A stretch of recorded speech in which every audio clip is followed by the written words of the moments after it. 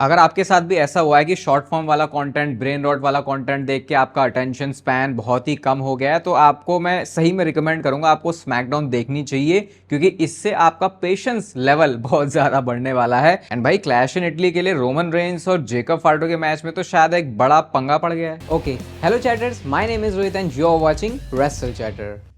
तो इस वीडियो में आज रिव्यू करने वाले हैं स्मैकडाउन के एपिसोड को, और उसके साथ साथ डब्ल्यूडब्ल्यूई की और इंटरेस्टिंग चीजों के बारे में भी हम लोग बात करेंगे। तो सबसे पहले जो शो की स्टार्टिंग है, वो आज का जो स्मैकडाउन है वो बार्सिलोना से था। तो आज का क्राउड बहुत ज्यादा मस्त था। मैं तो बोल रहा हूँ ऐसे ही क्राउड ने डब्ल्यूडब्ल्यूई के जो नक्शे हैं उन्हें हाई करके रखा हुआ है कि भैया हम तो कुछ भी दे सकते हैं, और क्राउड का रिएक्शन तो बढ़िया ही निकल के आएगा, क्योंकि वो क्राउड को वो ज्यादा शो देखने का मौका नहीं मिलता, तो इस वजह से आपको रिएक्शन अच्छा मिलता है। ऊपर से उनके कल्चर में भी वो होता है। गलती से भी इस डिलुलु में मत आ जाना कि आज की स्मैकडाउन आपने अच्छी दी है। तो सबसे पहले जो शो की स्टार्टिंग है वो जेड कारगिल के साथ होती है, उनकी टीम के साथ होती है। यहाँ पे आके वो अपने ही बारे में बात कर रही है कि हम ये हैं, हम वो हैं। अब टीम की मतलब खुद के बारे में तारीफें करना उन्होंने शुरू कर दिया। रिया रिप्ली आती है और रिया रिप्ली को बहुत ही खतरनाक रिएक्शन भी मिलता है। वो कहती है कि जेड कारगिल, अकेले तेरे बस की कुछ भी नहीं है, तूने अपने चेले चपाटे रखे हुए हैं, इसकी वजह से तेरा कुछ हो जाता है, वरना सिंगल्स मैच में तो हमेशा ही मैं तुझे धराशाही कर सकती हूँ। उसके बाद Alexa bliss and Charlotte fair भी आती है। यहाँ पे डब्ल्यूडब्ल्यूई ने थोड़ा सा पर्सनल दिखाया Alexa bliss and Jade Cargill को,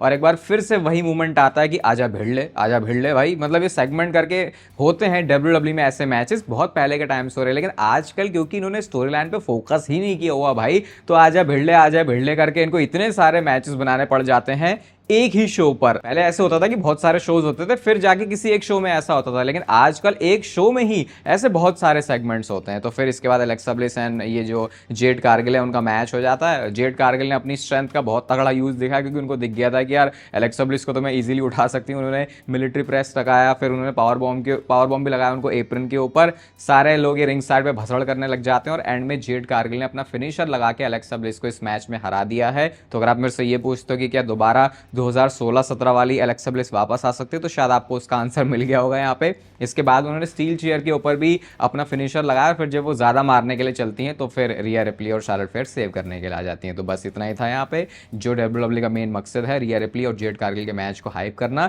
जो कि ऐसे सेगमेंट से तो बिल्कुल भी नहीं होने वाला। सोचो, इन्होंने किक ऑफ में इस सेगमेंट को डाला हुआ है। इसके बाद नेक्स्ट बैक स्टेज से सेगमेंट था सैमी ज़ेन और कोडी रोड्स का। एक बार फिर से ये दोनों एक दूसरे के अगेंस्ट हैं। मतलब वो कह रहे हैं कि भाई तूने मेरी पिछले हफ्ते मदद क्यों नहीं करी। सैमी ज़ेन कह रहे हैं कि मैं ना तेरे को मैं चाहता था तेरी मदद करना, लेकिन मैं चाहता था कि तू लेसन भी सीखे। तो कोडी रोड्स कहते रुक जा बेटा, गुंथर से निपटने दे मुझे, फिर मैं सिखाता हूँ तुझे लेसन। तो ये सैमी ज़ेन और कोडी रोड्स के इतने सारे बैक स्टेज सेगमेंट्स बहुत टाइम से कर रहे हैं। देखते हैं ये लीड कहाँ पे करता है, क्योंकि आजकल डब्ल्यूडब्ल्यूई में ज़्यादा चीज़ें किसी डायरेक्शन में लीड नहीं करती हैं। इसके बाद बैक स्टेज से निक ऑल्डेस और डैनहाउजन का सेगमेंट था। जैसे ही डैनहाउजन के ऊपर कैमरा आता है तो उस पर रिएक्शन बहुत अच्छा मिलता है, और वो कहते हैं यार एक्सपेरिमेंट मत करो, हमें जो है पावर का इशू हो जाता है, तुम्हें नहीं करना चाहिए ऐसा। इतने में मिस भी आते हैं, और जब मिस बात कर रहे थे वो निक ऑल्डेस से, क्योंकि उतने में एक्सियम के साथ उनका वो मैच ऑफिशियल कर रहे थे, तो अपना जो सामान है इधर उधर करना वो कंटिन्यू था डैनहाउजन का। और देखो, मैं इस चीज़ के अगेंस्ट नहीं हूँ कि होम टाउन बॉय है तो आप उसको शो पे फीचर करो, या वो यहाँ पे सब्जेक्ट नहीं है।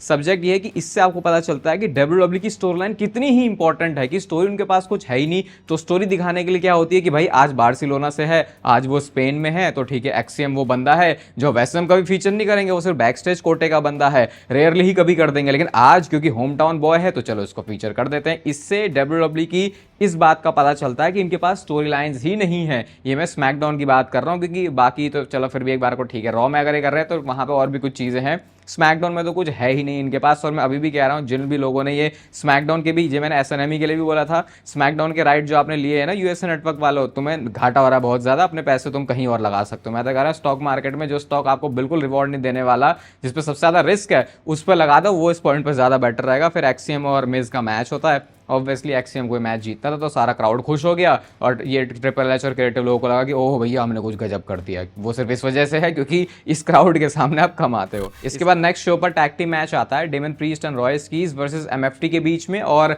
आर-ट्रुथ ने कैसे ना कैसे करके रॉय स्कीज और डेमन प्रीस्ट की सेटिंग करवा दी। अब क्योंकि रिंग साइड पे सोलो सिकोवा भी होते हैं, क्योंकि एमएफटी को आज रिप्रेजेंट कर रहे थे मैच में टाला टोंगा और टामा टोंगा। वैसे तो बचे ही ये सुपरस्टार है, और तो सारे ने निकाल ही दिया, मैं दिमाग से निकल गया था।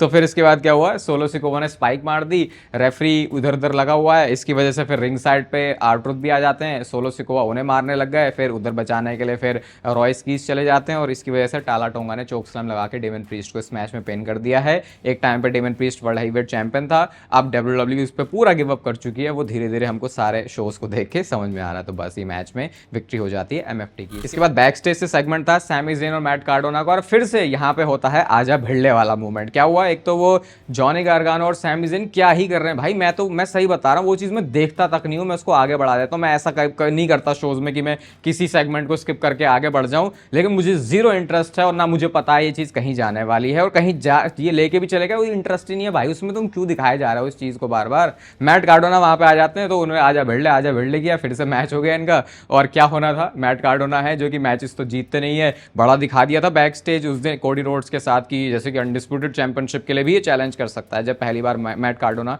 स्मैकडाउन में आए थे उसी दिन इस रोहित पंत ने आपको बता दिया था कि क्या होगा मैट कार्डोना के साथ, और इस मैच में सैमी ज़ेन ने हेलुआ किक मार दी मैट कार्डोना को, और ये जो मैच है वो जीत चुके हैं, मैट कार्डोना हार चुके हैं। फिर बैक स्टेज से गुंथर और निकोल्डिस का भी एक सेगमेंट था, कुछ यहाँ पे ज़्यादा ऐड करने के लिए नहीं है, लेकिन क्योंकि बार्सिलोना से थे गुंथर, तो बार्सिलोना के नाम पे वो मजाक, मतलब बार्सिलोना का मजाक ना उड़ाएं, रियल मैड्रिड का नाम लेके, वैसा हो नहीं सकता था। तो एक मूवमेंट डब्ल्यूडब्ल्यू ने यहाँ पर डाला और शायद डब्ल्यूडब्ल्यू थोड़ा इसको रेगुलर ही करेगी कि जब भी ऐसा मौका मिलेगा शॉट लेने का मैड्रिड और बार्सिलोना वाली चीज़ को, तो गुंथर उस चीज़ को कभी भी मिस नहीं करने वाले हैं। इसके बाद नेक्स्ट आता शो पर एक सेगमेंट, और मैं आपको देखो इस सेगमेंट से 3 प्रॉब्लम बता सकता हूँ एक ही सेगमेंट में। भाई ऐसा कैसे कर रहे हैं ये लोग। लिली आर्टी और ट्रिक विलियम्स आते हैं और ट्रिक विलियम्स ने आके अपने आप को डिक्लेयर कर दिया किंग ऑफ द रिंग के लिए।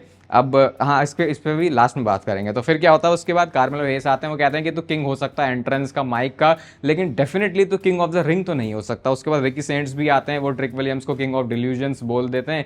ट्रिक विलियम्स ने उसके बाद मार दिया किसको, ये रिकी सेंट्स को। लेकिन मैच शो पर होना था कार्मेलो हेस वर्सेस रिकी सेंट्स का। इस मैच में आउटकम डबल काउंट आउट के सहारे से निकलता है, यानी दोनों में से कोई भी बंदा नहीं जीता है, और मैच के बाद अपना फर्स्ट 48 लगा दिया कार्मेलो हेस ने रिकी सेंट्स के ऊपर, और उसके बाद रिकी सेंट्स बाहर निकल जाते हैं। देखो 3 प्रॉब्लम यहां पे क्या है। सबसे पहली चीज तो ये है भाई कि आप ऐसे सुपरस्टार्स को साथ में क्यों लेके आते हो जो अभी क्राउड के बीच में ग्रो कर रहे हैं, जो ऑडियंस के बीच में ग्रो कर रहे हैं। पहले होते थे जॉन सीना और केविन ओवंस टाइप के मूवमेंट्स की, एनएक्सटी से कोई बंदा आ रहा है तो उसके सामने ऐसे बंदे को रखते थे जो ऑलरेडी स्टैब्लिश है मेजॉरिटी ऑडियंस के सामने। अब ट्रिक विलियम्स को लेके आ गए जो नया बंदा आया है कार्मेलो हेस, वो स्ट्रगल कर रहा है पिछले 1 साल से मेन रोस्टर में, वो अपना नाम नहीं बना पाया, उसकी ना वैसी बुकिंग हुई है। और तीसरा रिकी सेंट्स। तीनों बंदे आप ऐसे दिखा दोगे तो बंदे को तो लगेगा ही कि वो मेन रोस्टर देख रहा है, या फिर वो तो अवेयर ही नहीं है उस कैरेक्टर से या उस बंदे से। तो एक प्रॉब्लम यहाँ पे ये हो गई।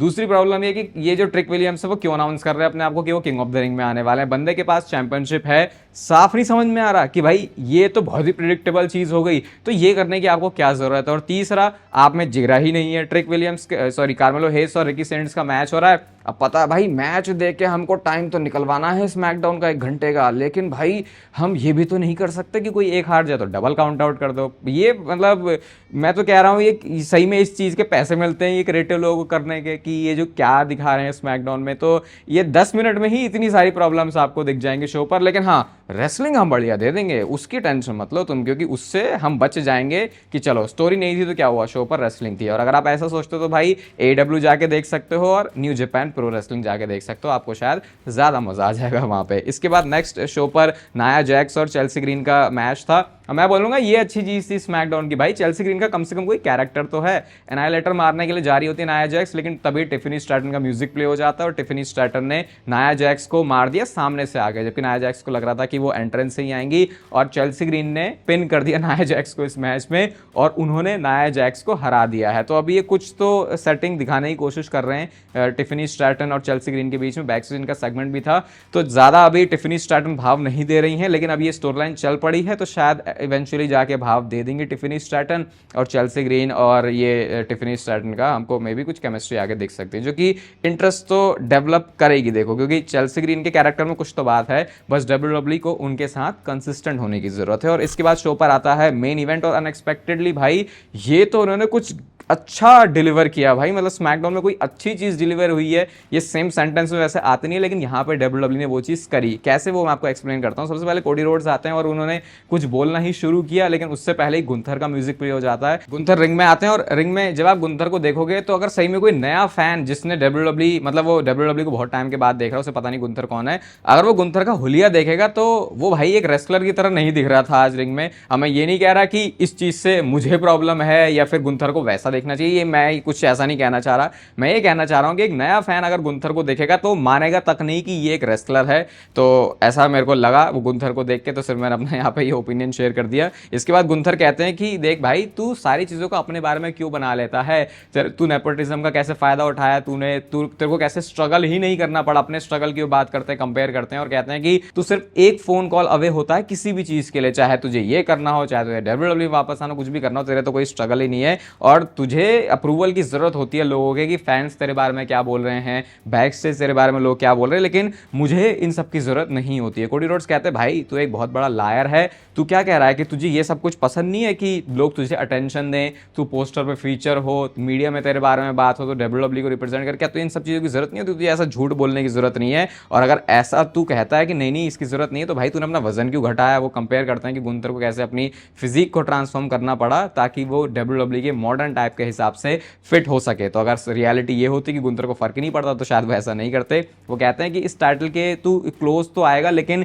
ये तू जीतने नहीं वाला। ये जो टाइटल है वो बहुत ज्यादा एडिक्टिव है। और फिर अपना लास्ट में वो कैच फ्रेज बोलते हैं कि I am easy to find and hard to beat. लेकिन उसके बाद जब वो जाने लगते हैं तो गुंथर ने उनको रोका, और इसके बाद गुंथर ने जो बात बोली उसे सुन के ऐसा लग रहा है कि भाई अनडिस्प्यूटेड टाइटल शायद नहीं टिकने वाला है कोडी रोड्स के पास में। वो कहते हैं कि अच्छा तू बोल रहा है कि मैं लायर हूं, मैंने प्रॉमिस किया था कि मैं चोक करूंगा गोल्डबर्ग को, मैंने प्रॉमिस किया था कि मैं चोक करूंगा एजे स्टाइल्स को, मैंने वो प्रॉमिस अपना फुलफिल किया, मैंने प्रॉमिस किया था कि मैं टैप आउट करवाऊंगा जॉन सीना को, और वही चीज मैंने करी। और अब मैं ये प्रॉमिस करता हूं कि क्लैश इन इटली में भैया तेरा ये जो खेल है वो खत्म है और ये टाइटल मैं लेके जाने वाला हूं। तो ये बात बोल के गुंथर वहां से चले जाते हैं। तो जो चीजें बोली हैं गुंथर ने बैक करने के लिए इस आइडिया को कि वो कोडी रोड्स को हराने वाले हैं एट क्लैश इन इटली, तो मतलब ये इतनी सारी बड़ी बातें वो उन्होंने बोल दी कि मैंने ये सब प्रॉमिस किया, मैंने वो सब कुछ किया, तो अब वो यही सेम प्रॉमिस कोडी रोड्स के सामने कर रहे हैं। तो अब देखते हैं क्लैश इन इटली में क्या होगा। वैसे तो इस स्मैकडाउन को मैं कुछ रेट नहीं करने वाला, क्यों नहीं करने वाला वो सारी चीजें आपको पता है, लेकिन स्मैकडाउन के अलावा कुछ और चीजों की बात कर लेते हैं। और सबसे पहले स्टार्ट करते हैं ब्रॉक लेसनर से। मैंने आपको बताया था कि अगर ब्रॉक लेसनर से मिलना चाहते हो तो उनका मीट एंड ग्रीट है। तो आई होप मेरी बात सुन के कोई ना कोई तो चला गया होगा मिलने, क्योंकि मैंने आपको पहले ही बता दिया था। अब देखो भाई कितनी लंबी लाइन लगी है ब्रॉक लेसनर से मिलने के लिए। बहुत ही रेयर इवेंट है कि ब्रॉक लेसनर का ऐसे मीट एंड ग्रीट इवेंट हो। बहुत सारे इसकी फोटोज आई, लेकिन ये वाली फोटो देखो जहां पे ब्रॉक लेसनर के पास में उनकी रेड वाली यूनिवर्सल चैंपियनशिप है, जो कि हम डब्ल्यूडब्ल्यू फैंस को नॉस्टैल्जिया में लेके जाती है। और जैसे मैंने कल क्लैश इन इटली की प्रेडिक्शन वीडियो में भी आपको बताया था कि नेटफ्लिक्स का सब्सक्रिप्शन मैं 5 लोगों को देने वाला हूं, तो उनमें से 3 लोगों को मैं ऑलरेडी डीएम कर चुका हूं, तमन्ना, प्रकाश एंड सचिन। तो आप डीएम जाके चेक कर लेना, अपने दोनों ही इंस्टाग्राम आईडी से मैंने किया हुआ है, रसल चैटर वाली भी, रोहित पंत वाली भी। तो बचे 2 लोग, उनको आज या कल में क्लैश इन इटली से पहले मैं कर दूंगा। अकाउंट के साथ आप चिपके रहना, और बाकी आप मुझे डीएम करके एक बात आपको बतानी है कि इस साल आपके साथ सबसे अच्छी चीज़ क्या हुई, बस इससे ज़्यादा आपको कुछ करना नहीं है। तो ये तो थी कहानी ब्रॉक लेसनर की, लेकिन अब रोमन रेंज के बारे में बात करते हैं, उनके ट्राइबल कॉम्बैट वाले मैच की बात करते हैं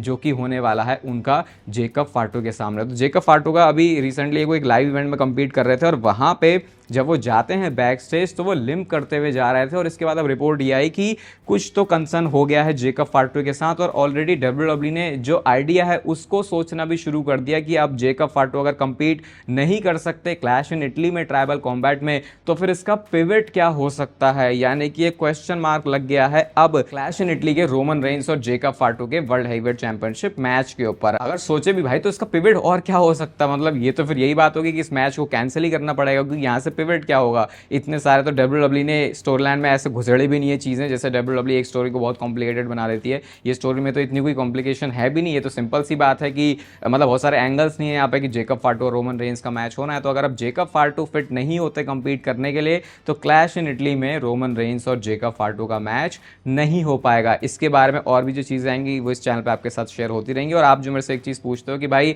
हम प्रोटीन कब लें, वेट लॉस में लें या फिर जब हमें मसल गेन करना करना हो या फिर वेट गेन में, किस में ये लेना है, तो भाई आप सिंपल अगर एक इंसान हो, खाना खाते हो, चलते हो, फिरते हो, घूमते हो, तो आपको प्रोटीन लेना चाहिए। प्रोटीन लेने के बाद जब आप मसल अपनी टारगेट करते हो तो मसल आपकी डेवलप होती है। लेकिन अगर आपका गोल मसल बिल्डिंग भी नहीं है तो भी आपकी लाइफ की डेली फंक्शनिंग के लिए प्रोटीन बहुत ज़्यादा ज़रूरी होता है। ये सारी बातें मैं अपने पर्सनल पेज पे करता रहता हूँ आपकी हेल्थ से रिलेटेड। स्पेशली अगर आप एक लॉन्डे हो, ओवरऑल सिर्फ हेल्थ के बारे में नहीं, और भी एक लॉन्डा अगर आप हो तो लाइफ में बहुत सारे एस्पेक्ट होते हैं, तो उसके लिए आप इंस्टाग्राम पेज पे जा सकते हो। नेचुरल टीन का कोड भी होता है आपके पास, आरपन, क्योंकि अगर आप इसको यूज़ करते हो तो वेबसाइट के ऊपर आपको प्यारा सा डिस्काउंट मिल जाता है। इस वीडियो को यहाँ तक देख रहे हो तो इसे लाइक कर दो, चैनल को सब्सक्राइब कर दो ऐसे डेली WWE से रिलेटेड कंटेंट के लिए। बाकी तब तक फिर लेते रहो जिंदगी के मजे।